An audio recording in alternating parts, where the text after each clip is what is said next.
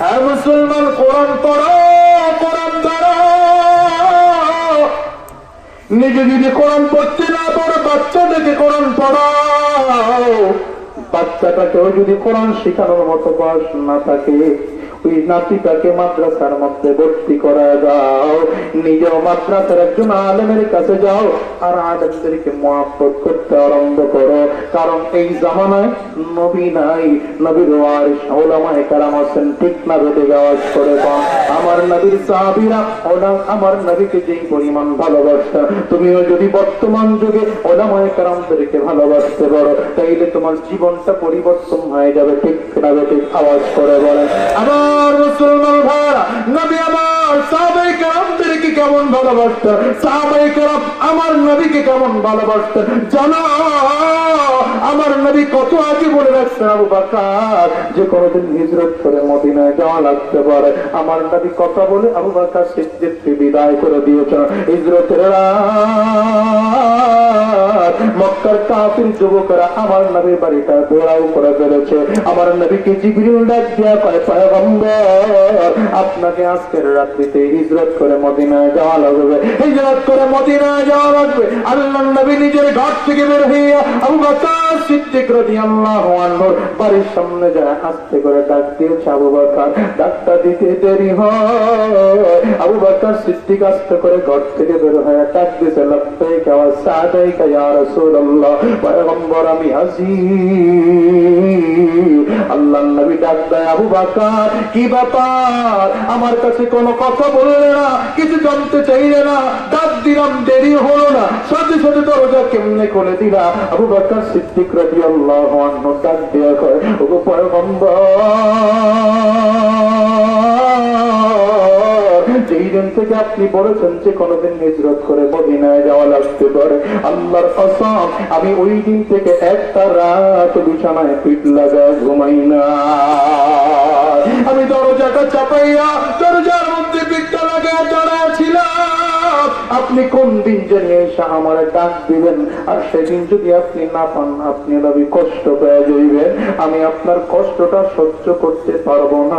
নবী আমার নবী দেখে বললেন, আবু বকর এখনই তোমাকে হিজরতের জন্য রওনা করা লাগবে। আল্লাহর নবী কথা বলার সাথে সাথে আবু বকর নেমে হাঁটা শুরু করলেন। আল্লাহর নবী ডাকতে, আবু বকর তোমার কি হিজরত করার জন্য কাউকে বলে যাওয়া লাগবে না? আবু বকর সিদ্দিক রাদিয়াল্লাহু আনহু ডেকে বললেন, পয়গম্বর আমার কারো কাছে বলা লাগবে না, আমি প্রতিটা রাতে যখন ঘুমাইতে যাই আমার স্ত্রীকে আমি বলে বলে ঘুমাইতে যাই, আমার সন্তানকে আমি বলে বলে ঘুমাইতে যাই। ওগো নবীজি আমার জন্য কোথাও কারো কাছে বলা লাগবে না। আল্লাহর নবী হাঁটতে শুরু করলেন। আবু বকর সিদ্দিক রাদিয়াল্লাহু আনহু হাঁটতে শুরু করলেন। হঠাৎ করে নবী আমার তাকিয়ে তাকিয়ে দেখে আবু বকর সিদ্দিক রাদিয়াল্লাহু আনহু যেমন বাচ্চাদের মতো করে পাগলামি শুরু করেছে।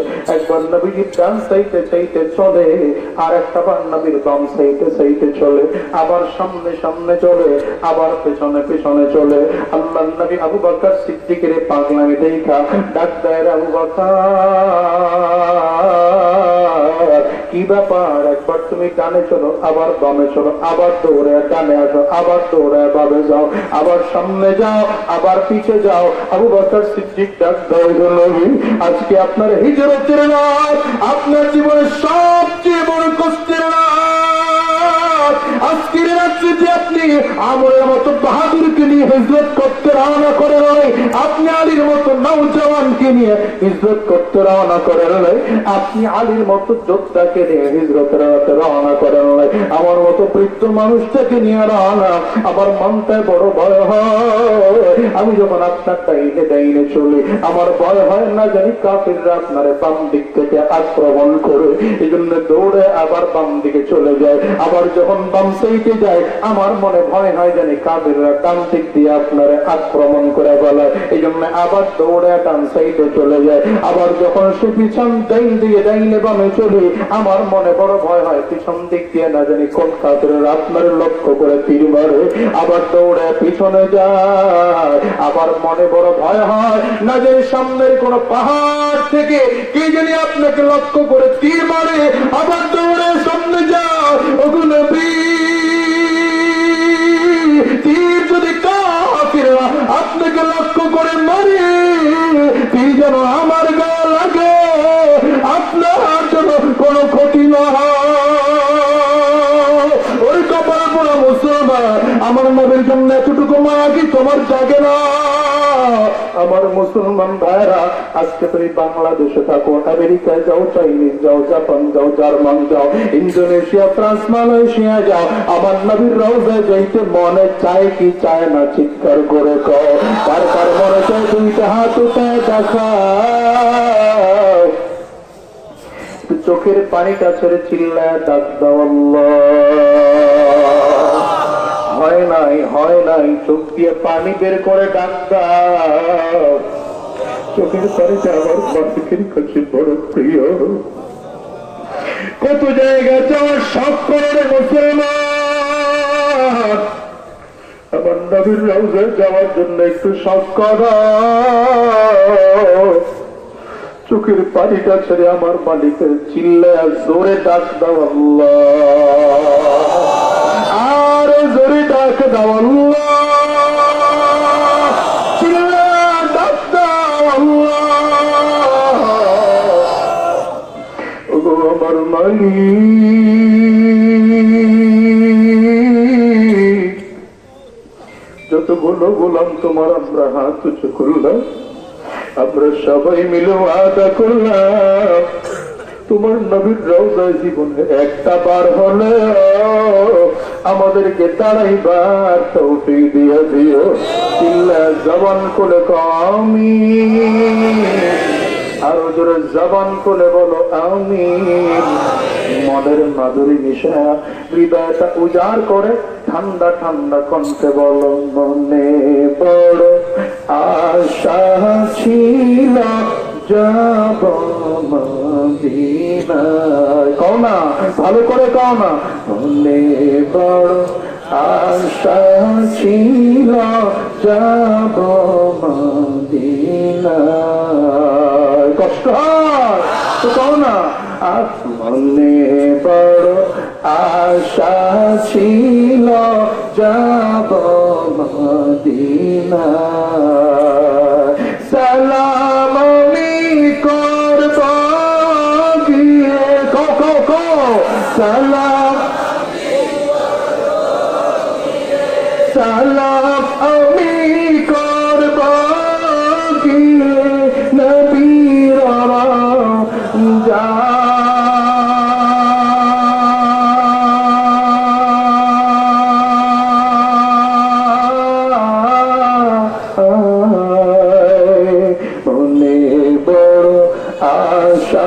ছিল যাব মদিনায়। কষ্ট হয়, অসুবিধা হয়, আরব সাগর পারি দেব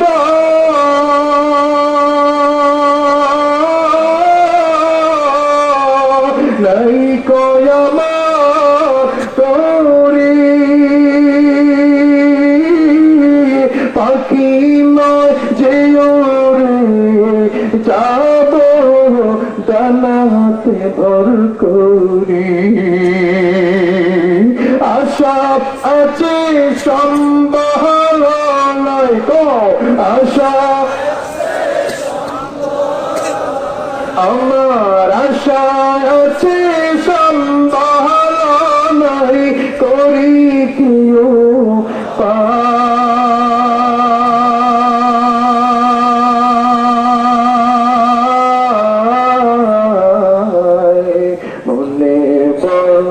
আশা ছিল যাব মদিনায়। আল্লাহ জীবনে একটা বার হলেও তোমার নবীর রওজার পাশে দাঁড়াইবার তৌফিক দিও। জীবনে একবার হলেও তোমার কাবা তাওয়াফ করার তৌফিক দিও। চিল্লা কও না আমিন।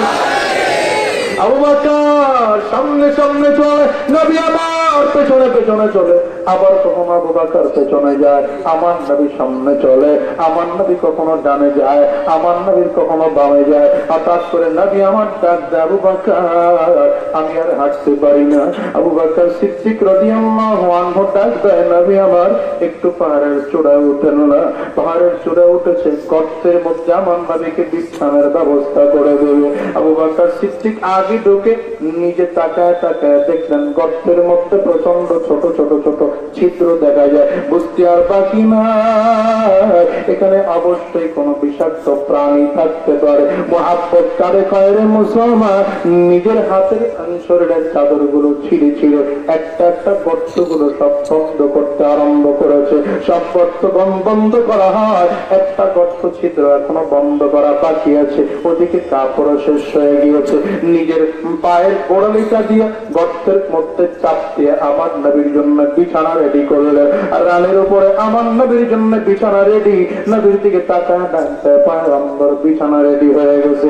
আমার নবী এসে বিছানায় বিশ্রাম করে। লম্বা কথা অল্প সময় বলে শেষ করি, এরে মুসলমান, আবু বকর সিদ্দিক রাদিয়াল্লাহু আনহু রানের উপরে আমার নবী মাথা দিয়ে নরম ভাবে ঘুমায়। চমৎকার করে আমার নবী তো বিশ্রাম করে। আবু বকর সিদ্দিক রাদিয়াল্লাহু আনহু আমার নবীর চেহারাটা দিয়ে তাকিয়ে আছে, কারণ আবু বকর সিদ্দিকের কাছে সবচেয়ে প্রিয় কাজ ছিল আন-নজরু ইলা ওয়াজহি রাসূলিল্লাহ। আমার নবীর সুন্দর চেহারাটার দিকে তাকায় থাকা আবু বকর সিদ্দিক রাদিয়াল্লাহু আনহুর কাছে বড় প্রিয়। আবু বকর সিদ্দিক আমার নবীর দিকে তাকানো, ডানে আর বামে তাকায় না। হঠাৎ করে দেখে সাপ এসে বারবার করে কামড় দেয়, সাপ এসে বারবার করে আঘাত করে। আবু বকর সিদ্দিক পাওটা মতে সরে না। সাপ এবার রাগের কারণে, ক্ষোভের কারণে পুরো বিষ কামড় দিয়ে আবু বকর সিদ্দিকের শরীরে ঢুকায় দিছে। আবু বকর সিদ্দিকের পুরো শরীরটা নীলবর্ণ হয়ে গেছে। করে কাঁপতে আরম্ভ করেছে। আবু বকর সিদ্দিকের খবর না, আমার নবীর দিকে তাকাই আছে। শরীর দিয়ে কেমনে যেন চোখ দিয়ে একটা অজান্তে পানির গরম ফোঁটা বের হয়ে আমার নবীর নরম গালের মধ্যে পড়ে যায়। আমার নবীর ঘুমটা ভেঙে গেছে। তাকায় দেখে আবু বকর সিদ্দিক স্বাভাবিক নাই। ডাক দিয়েছে, আবু বকর কি হয়েছে তোমার? একটু নড়ে চড়ে বসো। আবু বকর সিদ্দিক পাউটারে সরাইলেন। হঠাৎ করে দেখে সাহাব আমার নবীর দিকে হাত উঠছে। আমার নবীরে বোঝাইতে চায়, পয়গম্বর আমি আপনার আবু বকরের কামড় দিতে চাই নাই, কিন্তু বাধ্য হয়ে কামড় দিছি। আমার নবী মুখের একটু লালা আবু বকর সিদ্দিকের পায়ের মধ্যে লাগাই দিছে। আল্লাহর কসম পুরো বিষ পানি হইয়া যায়।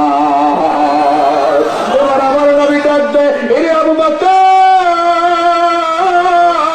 সাপ তোমারে কামড় দাও, পাউডারে সরাইতে পারল না, আমার ঘুম থেকে জাগাইতে পারল না। আবু বকর সিদ্দিক চোখ দিয়ে পানিগুলো চাইরা টপ টপ করে পানিগুলো পালায় আর ডাকবেন, নবী আমার, আমি কেমন করে আপনার ঘুম থেকে জাগাবো? আমি তো আপনার দিকে তাতে একটা কল্পনার জগতে চলে গেলাম। আমার এই নবী তো কত মায়ার নবী, আমার এই নবী তো কত দয়ার নবী। এই নবীরে মক্কার কাফিররা মক্কা থেকে বিতাড়িত করছে। আমার এই নবীর তো মা নাই, আমার এই নবীর তো বাবাও নাই। আজকে আমার নবী কুরাইশ বংশে জন্মগ্রহণ কইরা আমার নবী সবার চেয়ে একা। আমার নবী ডানে বামে আশেপাশে কেউ নাই। নবী আমি তো এই কল্পনার জগতে চলে গিয়েছিলাম। ওরে মুসলমান বলো তো, আমার নবীর বাবা মা জমিনে ছিল নাকি? আমার নবী জন্মগ্রহণ করে আমার নবীর বাবাকে দেখতে পাই নাই। একটা সন্তানের জন্য এর চেয়ে বড় আফসোসের আর কিছু হতে পারে না। নবীজি মাঠে মাঠে খেলতে যাইতেন। মাত্র 5.5 বছর 6 বছর যখন হয়, আমার নবী মাঠের কিনারায় আনমনা হয়ে নবীজি চোখের পানিগুলো ছেড়ে কাঁদতেন। নবীজির মা চারিদিকে খুঁজে শিশু মোহাম্মদ কইরা দেখে আমার নবী মাঠের কিনারায় দাঁড়ায় চোখ দিয়ে পানি চাইরা কান্দে। আমার নবীর মা ডাক দেয়, মোহাম্মদ চোখের পানিগুলো ছেড়ে কেন কান্দো? আমার নবী চোখের পানি চাইরা ডাক দেয়, আমার দুনিয়ার খেলার যত সাথী ভাইয়েরা আছে ওরা বাবার কোলে জোরে খেলতে আসে। বাবার খেলা শেষ হয়ে গেলে আবার দৌড়ে আমার বাবা কোনোদিন খেলার ময়দানে আমার কোলে করে নিয়ে আসে নাই, আবার খেলা শেষ হয়ে গেলে কোনোদিন আমার নামটা ধরে ডাক দেয় নাই। আমার কি বাবা না, আমার বাবা নবীজির মা ডাক দেয় মা তোর বাবা তো দুনিয়ায় নয়, তোর বাবা দুনিয়ার থেকে বিদায় নিয়ে অন্ধকার কবরে চলে গেছে। আমার নবী মায়ের দিকে তাকায়, চোখ দিয়ে পানিগুলো চাইরা করুণ নজরে তাকায় আর ডাক দেয় মা আমার বড় মন চাইছে আমার বাবার খবরটা জিয়ারত করবো। দাদার পারমিশন লইয়া নবীজির মা আরেকজন দাসী নিয়ে তিনজনে মিলে রওনা করেছিলেন নবীজির বাবার কবর জিয়ারত করার জন্য। কিন্তু মালিকের কুদরত বোঝা বড় যায়, আস্তে করে বাবার কবর জিয়ারত করে ফিরতেছেন। নবী তাকায় দেখেন মায়ের শরীরে প্রচন্ড জ্বর, জ্বরের কারণে আমার নবীর মা আবুয়া নামক জায়গায় দুনিয়া থেকে বিদায় হয়ে যায়। আমার নবী এবার আমার নবীর মতো এতিম এইবার আর কেউ নাই। আমার নবীর দাসীর সাথে একা একা করে মক্কার দিকে ফিরতেছেন। দাদা আব্দুল মুত্তালিব তাকায় দেখে তিনজন রে মদিনায় আবওয়া নামক জায়গায় পাঠাইছিলাম, দুইজন দেখা যায়, একজন রে দেখা যায় না। কাছাকাছি আসলে দেখলেন নবীর মা নাই, আমার নবীর দাদা চোখের পানি সেই দাদু ভাই কোলের মধ্যে নিয়ে ডাক দেয় দাদু ভাই তোমার মাকে তোমার সাথে পাঠাইছিলাম, তোমার মা কই? আমার নবী চোখের পানি সেই কান্দে দাদু ভাই আমার মা যদি আমার সাথে গিয়েছিল, আমার আজকে বাবাও নাই, আমার আজকে মা নাই। ওরে কলিজার টুকরা যুবক, এই মাত্র 6 বছর 7 বছরের একটা বাচ্চা বাবা মা দুজন হারাইলে কি পরিমাণ কষ্ট লাগে, এটা যাদের ঘরে মা আছে, যাদের ঘরে বাবা আছে, তোমরা কোনোদিন বুঝবা না। এই ভাড়া মজলিসে এমন মানুষ যদি থাকে যার ঘরে মা নাই, যার ঘরে বাবা নাই, তাদের কিন্তু চোখে পানি চলে আসে, তাদের হৃদয়টা খারাপ হয়ে যায়, তাদের মনটা খারাপ হয়। ওরে যুবক, আমি তোমারে কেমনে বোঝাবো বলতে পারো? ওরে ভাই, হয়তো তোমার ঘরের মা আছে, আজকেরই মোনাজাত শেষ করে দিলে বাসায় গিয়া মনে হয়তো দরজায় টোকা দিবা, মা দরজা খুলবে।